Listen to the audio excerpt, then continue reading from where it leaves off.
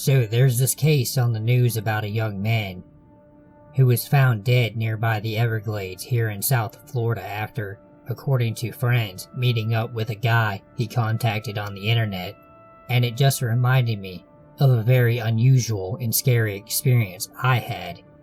I was 21 or 22 when I met this guy on a gay hookup site. I'm a big guy, over 6 foot and 200 pounds, in good shape, especially back then. This guy was, however, even bigger than me, which is probably the reason why I was so eager to meet up with him. This guy was a giant, near the 7-foot mark. He was a Christian music singer with a record deal. I really wish I could remember his name. Anyways, this strikes me as odd, and after a little bit of small talk and me teasing him about being a Christian music singer, fucking men on the side, we decided to hit the road. After the bar we were at, which was in the corner of my house, we decided to go to his house. He told me he lived in Kendall, and that he had the place for himself. Kendall is a busy area with lots of townhomes and such, so I wasn't worried.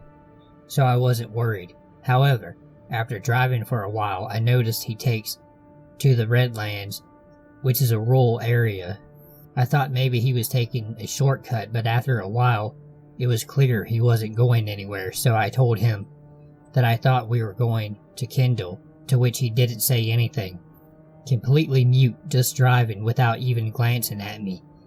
By this point, there's nothing but a 2-lane street and darkness with no cars in front or behind us. I tell him that I don't like it, and that I want to go back to the city. He tells me that he knows a spot around here, and I tell him that I won't do anything in a car parked on a dead-end street. Not only this, trashy and uncomfortable, but also against the law. So he tells me that there's nothing to worry about. There's not even houses around, which alerts me. At that point, I'm really thinking of what this guy, this Christian singer, is nothing but a religious maniac murdering gay men in the middle of nowhere. I keep insisting I want to go back, and he's flat out ignoring me. I try to open the door, and it is locked. I say that I want to get off to stop the car, and he won't even turn around to look at me. At this point, it is clear to me that his intentions with me aren't the nicest ones. He was clearly not intimidated by me, and he was so calm that all I could think about was that he had done it before. By now he's pulling into a dirt road. That's when I realized I had to do something, and that my life was in jeopardy. I'm pretty sure that at this point I had lost it a little bit, but I didn't care. I did not care to look composed or afraid, like I had been for most of the ride. The only thing I can think of is hitting him, taking whatever beating could come after from such a beast. But suddenly, I saw his phone, his big-ass smartphone, right in between us, connected to the car charger. I grabbed it and immediately dialed 911. He's yelling at me, asking me what the fuck I'm doing, and to give me the phone. The 911 dispatcher is already on the line, and we can both hear her, but I'm yelling back at him to let me out of the car, to which he proceeds. I step out with his phone still in hand, and he steps out as well, yelling that I give him back his phone. I throw it at him from the other side of the car. He mumbles something, gets in his car, and furiously speeds away. There I am at 1 a.m, alone in the middle of nowhere, on a dirt road, hiding behind the bushes, hoping he doesn't come back, my heart stopping with every headlight I see approaching from far away, while I wait for my friend to pick me up. Sometimes I feel like maybe I overreacted.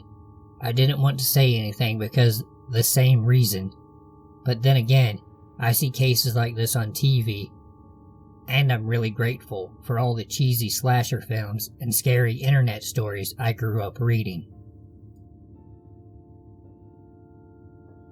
Amanda is my brother's girlfriend. At the time of this story, she was looking for her first apartment and moving out from her parents' house. Her and my brother didn't want to move in together since they had only dated for a few months. She opted instead to search for a roommate online. Browsing Craigslist, she found an ad titled something like "Roommate Wanted, Females Only." This sort of thing was common since the area she was looking in was mostly young professionals. The listing was for a room in a house for about $225 a month, which was quite cheap compared to the most places listed. The occupant listed herself as a 23-year-old college student that wasn't comfortable with living with any males. The other roommate would have their own room and attached bathroom. So far, Amanda was into this place. The listing only had a single photo from outside the property. Amanda sent an email wanting to meet the occupant and tour the house. Within 30 minutes, she receives an email back with all the details and time to stop by. The girl worked late hours and wanted Amanda to stop by at 8 p.m. When Amanda arrives, there is a handwritten note on the front door saying, "Door broken, use back door." Walking around the house, it looks nice but slightly unkept. Tall grass, weeds, dusty windows, etc. Still no alarms for Amanda though. When she knocks on the back door and an older man opens the door, at first Amanda thinks she has the wrong house, but the man reassures her and says that the occupant was out and he was the landlord. The occupant asked him to meet Amanda since she was working late. He seemed pleasant and offered to show her around. Alarms started going off, but aren't at red alert yet. First, the guy was clearly in his 40s and looked like he lived in his car. Also, only the kitchen light was on. As they walked around the house, Amanda noticed a huge red flag. No furniture. Nothing. The landlord was polite about answering questions but seemed irritable to keeping lights on for too long. Rushing her around and only letting her look at rooms for a few moments, there was a single room that the landlord wouldn't open, telling her that it was the occupant's room and he didn't want to invade her privacy. As they walked down the hallway into the living room, she notices the front door has a plank nailed across it. Broken, for sure. Amanda's creepometer is starting to ding, so she decides to wrap up the walkthrough and leave, but trying too polite. As she's giving the guy her thanks for the showing bit, he perks up and states that he forgot to show her the basement. It's recently furnished and would be a great rec room, and she should take a look down there. At the time, Amanda and the landlord are standing in the small hallway between the front living room and the back kitchen. In this little hallway was the basement door. When he opens the door, it opens outward to create something of a barrier between Amanda and the back door. The basement is pitch black. He smiles, motions down the stairs, and says, "Ladies first." What happens next is nothing more than a stroke of luck. Amanda gets a text just as some random person parks in front of the house. Thinking on her feet, she pretends it's a phone call and answers her phone. "I'll come out from around back and let you in. It's great, you have to see it." With a motion of confidence, she excuses herself around the landlord and walks out the back door. She says the guy just looked at her like he was confused and sped like hell out of there. When Amanda got home, she told my mother and my brother everything. Cops were called. They took her statement and went to investigate. The Craigslist post had been removed. The house had been foreclosed over 6 months earlier, and the property had been abandoned. When the police investigated, they found that the closed room the landlord didn't want her to look in was where the man had been staying. There was a pile of old dirty blankets, rotten food, and empty gallon jugs everywhere. More creepy was he had plastered ripped up pages of porno mags all over the walls in the room. The really scary part of this, the man had tied a thin piece of fishing twine at about shin level across the stairs. About halfway down, the basement was empty, except another pile of old blankets, a broom handle wrapped in leather belts, and a small box with a few rolls of assorted tape. Amanda ended up not moving in. I live alone in a first-floor apartment with my little terrier, the best boy in the world. He's a sweetie, and if anyone knows terriers, you know they are vocal when they want to be. So I usually take him out for one last pee of the evening right before I'm going to go to bed, and usually that's around 11:30 when we last go out. This night in particular, I had delayed on that, so it was closer to 12:45 a.m. When we went out. I don't worry about the time, really, because my courtyard is long, and I'm all the way in the back, and I feel very safe in it, as if I could see everything in it clearly, and have a good view all the way down to the street. We get outside, and rather than going to his little spot and peeing like he does on short pee walks, he picks up his ears and stares down at the end of the courtyard. I tell him, "Go on, buddy, you gotta pee now?" And then I see this dude, who had been sitting on the steps at the end of the courthouse by the street. He stands up when I say that, and turns around and stares at me. Now my dog is growling. The tall guy in a zipped up hoodie with the hood pulled back and his arms in his pockets, and I couldn't see anything about him other than that. Something about his posture and the way that he stood still and stared put me off, but whatever, it's 12:45 a.m. on a weekend. If he's really acting weird, he's probably not sober, and who am I to judge? I've done my fair share of drugs and acting strange. Then he starts walking towards us very quickly, and my dog is barking like crazy now. I fumble for my keys and got us inside as quickly as I could. By the time I made it inside, thinking I was about to get Kitty Genevieve'd the whole time, he was about 10 feet away from me. When I was about 16, my mother told me a friend of hers needed a babysitter, and I was more than willing to take the job because I could always use the extra cash.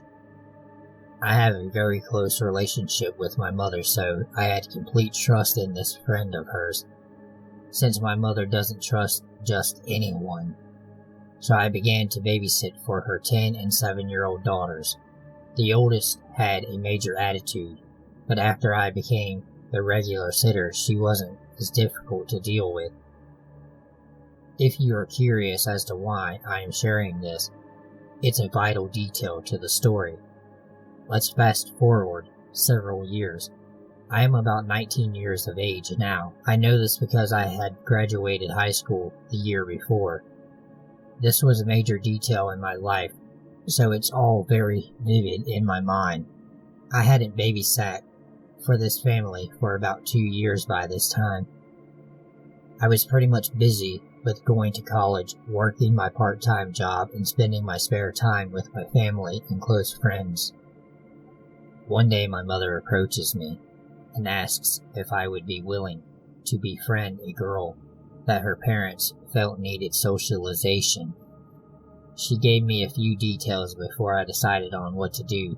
She told me that the girl that she wanted me to befriend was one of the girls that I used to sit for. I asked her who she was referring to because I sat for several families when I was a full-time sitter. She told me who it was, and I was slightly hesitant because of the attitude she had when I first met her, but I was always open to helping other people in any way I could. I began to get together with her every once in a while.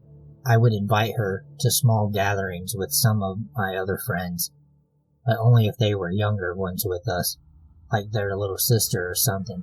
I was always in groups of people of various ages, usually around the age of 13 plus, and always with both guys and girls. My older friends and I, sort of the big sisters of the group, so that's why we were always happy to have those type of get-togethers. She slowly opened up to me, she began to share with me that she was dealing with depression and often felt that she was unloved by her family and friends. She also told me she had contemplated suicide and was cutting herself. Well, the reason I took to her more than the other younger ones is because I had dealt with those same exact thoughts and feelings when I was around her age, so I wanted to do my best to give her a listening ear and a shoulder to lean on. I would give her some advice, anything I thought would benefit her. Once she felt she could trust me, I tried to broaden her horizon, but things slowly would take a strange and eventually sinister turn. Now, when I would try to invite her to our usual get-together and social events, she seemed very standoffish. I was a little surprised, but not too much because I knew how difficult things were for her, and it did take her some time to warm up to people. Eventually, she began to try and drag me along with her when she had one of her "I don't want to be here" attitudes. For example, when we would go to the house of another friend of mine, there would be maybe 6 to 8 of us total, and we would watch movies or do something else. This was before the days of social media and the everyone has a cell phone era. She seemed to want to go, but as soon as we got to wherever it was we were, she wanted to leave. She would pull me aside and say, "I don't want to be here, let's go." At first I was kind and would tell her, "Come on, let's just stay for a little while, and if you don't want to stay, we will leave." I soon learned that she didn't want to stay, even if we all were having a great time. Eventually she kept pulling me aside whenever we were in a group setting, so I just eventually stopped inviting her altogether because all she wanted to do was leave, no matter what the circumstances were. I mention this because it's another vital part of the story. I would just spend time with her once in a while, just her and I. She began to call me on a daily basis. It started with 2 to 3 times a day, and eventually it got up to 7 to 10 every single day. As I said before, this time in my life I was extremely busy, so I wasn't always home. I had my own telephone landline because I was able to pay for it myself. I had an answering machine, not the voicemail because I was too cheap to pay for a feature I didn't need. I would have to change the tapes way too often because of how much she would call me and leave message after message. She would leave messages like, "Where are you? Why aren't you answering my phone calls? Who are you with?" That was just too weird for me, even when I told her that I wasn't always home until late in the evening, and all she had to do was leave one message. As soon as I was home, I'd return all the messages I had for the day. I didn't deter her from continuing to do this day after day. I began to get really annoyed, but stupid me didn't listen to my gut instincts. I kept telling myself, she just needs a friend, it's not her fault. Boy, I would soon learn that was just not the case. Eventually, I kinda drifted away from her a bit. Not intentionally, just because things in life seemed to speed up, and I was even busier than before. I would have very few times that I could get together with a friend or two, possibly going out to eat, shopping at the mall, or maybe seeing a movie. Out of nowhere, she began showing up wherever I was, and no, I didn't tell her where I was going or who I was with. Like I said, I had pretty much drifted away from spending time with her. We lived in a pretty big suburb, so it's not like it would have been easy for her to know where to find me. I began to get really creeped out because I thought it was way too coincidental that she was everywhere I was when I would be doing anything recreational. She even found out where I worked and what college I was going to, something that I never told her. She was obviously not college age, so why was she at my college campus with her mother? She wasn't even in high school yet. This is not even the creepiest part. Yes, there's more to this story. When I was on break from college, I had the time to spend with family and close friends, I did get together with her a couple of times, still not listening to the creep meter I had going off. I was so stupid. Well, things took an even more weird and unexplainable turn. She would ask to spend the night, and I did not really do sleepovers anymore since I was of age and pretty much leading my own life. She was still a young one, so I would invite her once in a while to stay over. Somehow, I would have no memory of how this happened, but she wouldn't leave.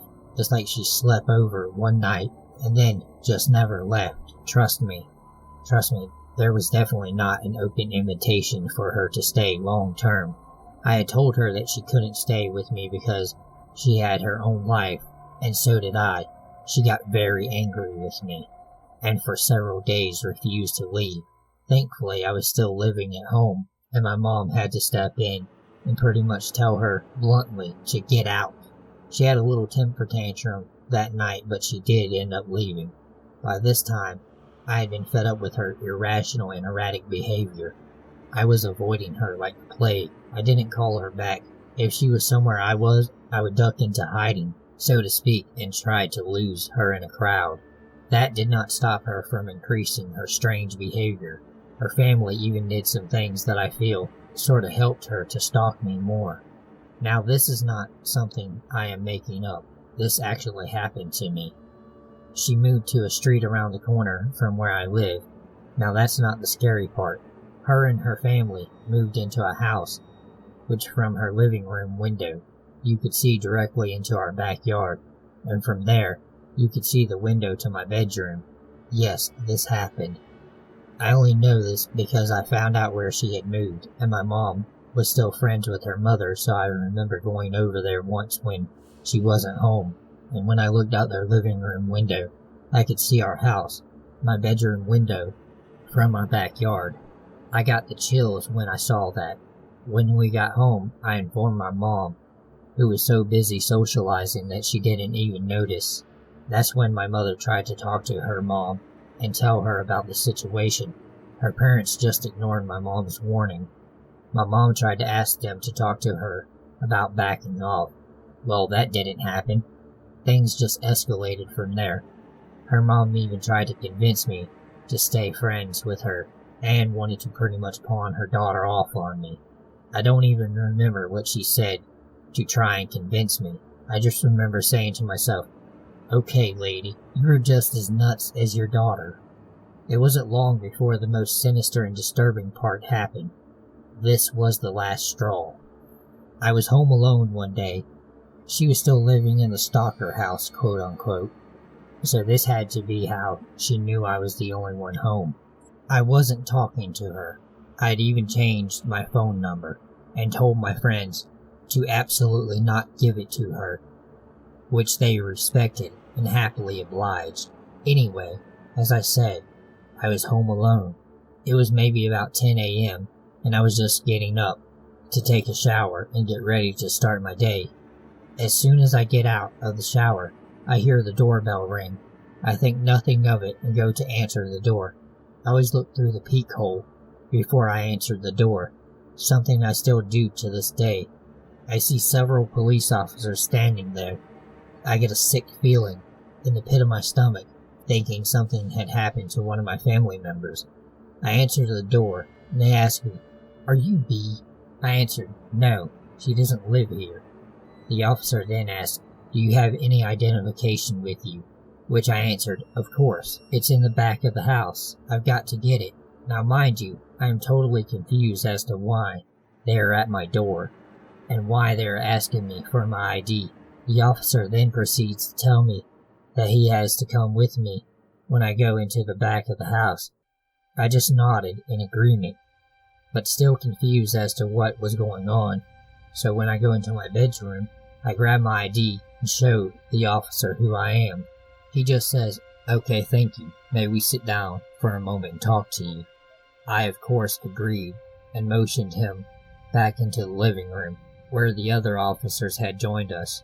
We sit down, and they tell me that they were receiving anonymous phone calls, that there was a young lady that lived at my address by the name of B that was extremely suicidal and may have already taken her life. I just sat there for a moment in complete shock. I told them that she used to be a friend of mine, but that I hadn't talked to her in quite a while, but that she absolutely did not live there.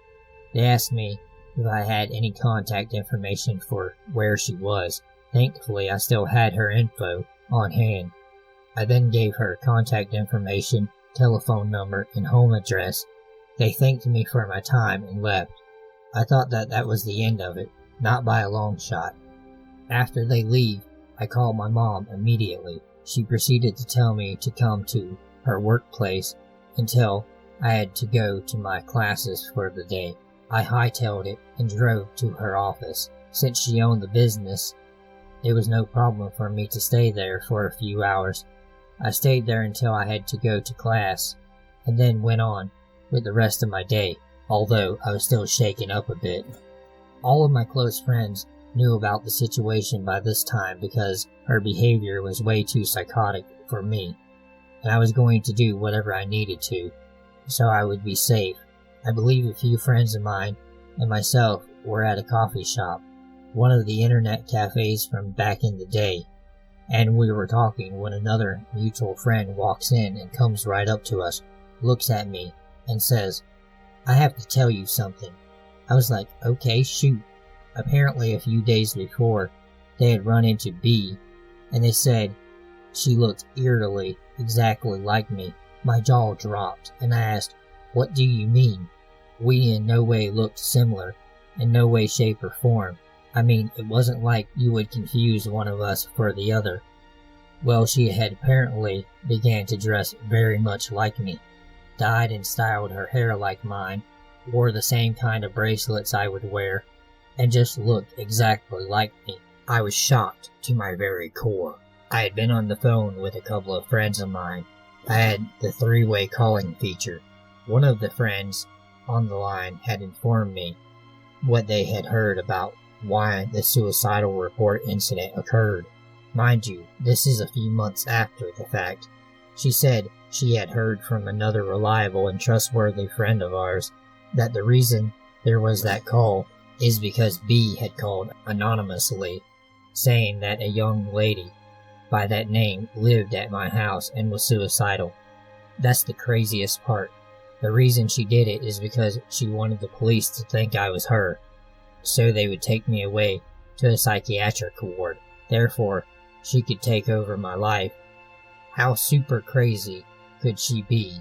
I don't know how she thought that my family and friends would allow her to do that. This is how mentally unstable she was. Now the timing for me was perfect. I only say that because I was getting ready to move away from the area because I was starting a new job, and life had taken me in that direction. My family was moving away with me for obvious reasons, so we in fact did move away. It was the best thing to ever happen to me because she just got worse and worse over time. She began to harass my close friends, trying to get my whereabouts, like my address, phone number, where I had moved away to. They did not give her my information since they knew how psychotic she was. She even began to stalk the brother of one of my very close guy friends, just so she could try to intimidate him to tell her where I was. He had to have his grandparents step in because he wasn't of age yet. I have no idea what happened to that situation from there since. I had moved away because then the internet wasn't like it is today. Now let's fast forward to 2012. The stalking began around the year 2000. Obviously, since it's 2012, social media is a big thing. And of course, I had a Facebook account. I did not even think of my privacy because, to me, all of that was long behind me, and I had eventually forgotten about B. One day I go to sign on, and take a wild guess as to who tried to friend me on Facebook. My heart sank for a second. Then, the first thing I did was delete her request and block her fast. Thinking I had taken care of the eerie online encounter, I was wrong yet again. She began to have her friends message me, asking me why I did not accept her request. Why did I block her? Blah blah blah. I blocked each and every person that contacted me until the messages just eventually stopped. not quite the end yet. The last run-in I had with her online was when she tried to contact me through every single social media account I had, Twitter, Instagram, etc. I blocked her, of course. She then proceeds to try and make fake accounts using my photo and name. I thought, okay, little Miss Crazy, I'll fix your fanny. As you must know, by now I am more assertive and didn't take any kind of craziness from anyone. I had all the fake accounts closed by reporting them to all the social media outlets, but not before getting as much information as I could reporting her to the proper authorities. Thankfully, I had documented everything that happened in the past and kept it all stored away. Once I got the reports out, the contact stopped. I also changed my name that I used on every social media account that I have. Instead of using my legal name, I use an alias instead. This is still one thing she does not know about me. No one except for my immediate family knows this little fact. I also put everything on super private and have set some super high security measures. May 2016, I turned my phone on like I do every morning, and after my phone loads up, it says no service. I knew there had been a mistake, so I called the phone company, asked them why my phone had no service, since I had just paid my bill. They looked on their system and proceeded to tell me that in their notes they received a call a few hours earlier that morning from a young lady. They assumed it was me, I guess, and she said that she had a new phone and that the number needed to be transferred to this new phone. When they told her that the name didn't match on the account somehow, and I have no idea how, she got them to change the name on my account from my name to hers. I have no idea what she wanted to accomplish by doing this, and even worse, how in the hell she got my number. I explained that this person was a longtime stalker, that I had reports to the police, and that I have to be protected against her because she is capable of anything. So they asked me to go into their corporate office so they could change everything back to its original state, as well as putting some security measures on the account so that this wouldn't happen again. Now since then, so far, I haven't had any incidences. I am absolutely on high alert, because if she was willing to wait 16 years and still wants to find me for whatever reason, there's no way in hell I am going to let my guard down. The only reason I didn't file a restraining order is because, as far as I know, she does not know where I live, and I want to keep it that way. However, if she thinks that I won't ever file one, if she does find me, she's got another thing coming. So be. Let's not ever meet again.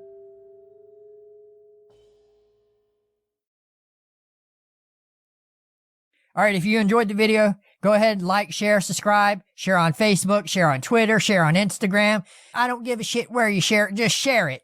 Thank you for watching.